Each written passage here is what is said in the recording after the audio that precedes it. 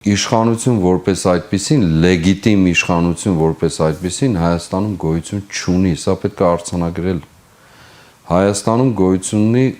ուզուրպացրած, իշխանություն ուզուրպացրած խուլիգանախումբ, որպես կառավարիչներ, որպես պետականություն կրողներ կամ համախումբ կամ անհատ գոյություն չունի, սա պետք է արձանագրել։ Իշխանությունը միայն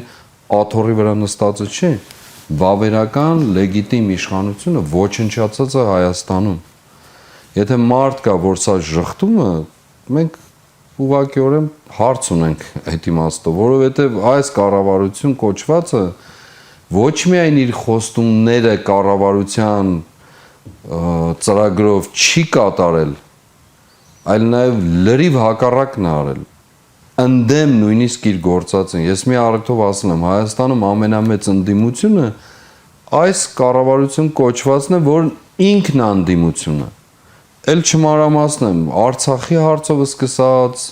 եւ մնացած բոլոր խնդիրներով։ Այն ինչ որ հրապարակում կա, տուգանքի մատերիալից, սրանից, նրանից, ինչ եք ուզում, բոլորից։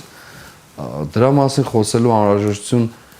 շատ հաճախ կա հիշեցնելու մարդկանց, բայց լայն իմաստով չկա, պարզապես ամփոփելով ասելու, որ այո, Հայաստանում գոյություն չունի